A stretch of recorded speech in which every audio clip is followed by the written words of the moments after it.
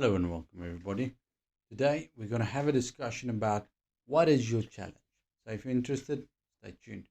Okay, so if we look in especially the Old Testament of the Bible, but also the New Testament, we can read about the various challenges that God's people faced.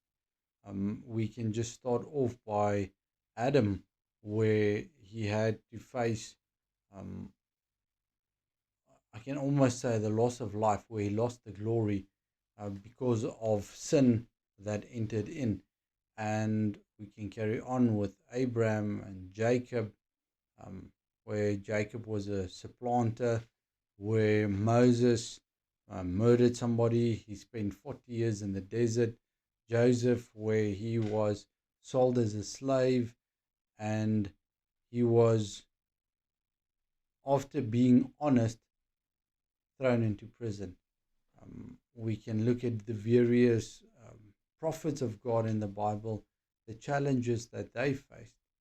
We can go to the New Testament, where we can even see Jesus that was crucified. We can see the apostles, the challenges they went through. And if you read about their life after um, what's not written in the Bible, the way they died, they all went through very difficult times. So I want you to think, what is your challenge? Because everybody's got challenges. Even Jesus had challenges. So I want you to think, number one, to identify what is your challenge. And the reason why I want you to identify your challenge is to make a connection with what is the purpose of that challenge. The purpose of Jesus being crucified is for our deliverance. If we just see the martyrs in the Bible, they've got a purpose as well. And I believe their purpose will be fulfilled, especially in the end times. If we have a look at Moses, if we have a look at Joseph, all of those difficulties shaped them to become the persons they needed to become. Now, again, what is your challenge and what is it doing to you? Yes, some days it's breaking you down, other days it's building you up. But that is the thing about a challenge. And I believe that's why God allows us to go through those challenges in order for us to become stronger. If we go and read in Proverbs, it says, iron sharpens iron. So something strong and durable sharpens something strong and durable. We get difficult circumstances that shape us. If we just take a picture of a rock sculpture, all of the rock that needs to be removed is which does not belong to the sculpture. It needs to be carved away, hammered and chiseled away up until you can see the beautiful sculpture. And I believe in our life it's the same. To see the purpose and the goodness that comes out of our lives, we need to endure the time of testing. That's why we've got faith, is to pull us through, to know even if we've got difficult circumstances, the Lord is still there for us. He's with us. If we go and have a look at Daniel, and especially his friends, where they were cast into the furnace, where they stood up for their faith. And today as well, there's a lot of people that's standing up for their faith.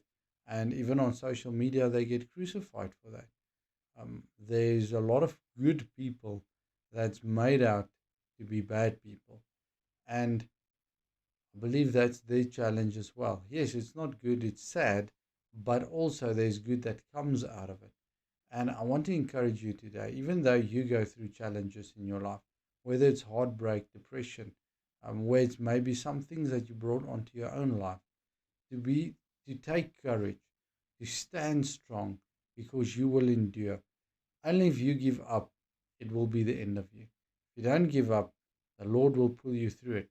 And that is what I want to leave you with today, is to see the picture of how God pulled all of those guys through, where Moses became the greatest leader um, in the history, where David, even though he went through all of those challenges, he was one of the best kings.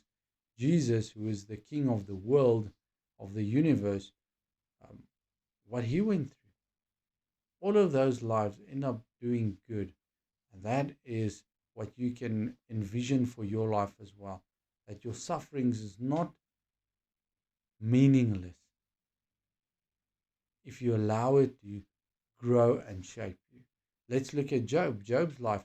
He lost everything he had, including his children. And he still kept the course. But afterwards, he was blessed more than he was in the beginning. So God is a righteous God. He has a plan for us. Even though we do not see the full picture now, when we look back one day, we'll definitely see the picture. And that enough is supposed to give us strength, courage, endurance. And that's what I need in my life. I need to push on, to keep going on, even though things don't work out as planned. I know it's in God's hands and God is faithful. And because God is faithful, I can stay true to Him. Father, I pray for everybody watching today that you will encourage them, that they will stand strong, that they will keep on keeping on, that they will follow you, that their faith will be made secure. Mold us and shape us into the image you want and need us to be, Father. And I thank you for your love and that your grace is always there for us. I speak a blessing over everybody watching today in Jesus' mighty name. Be blessed.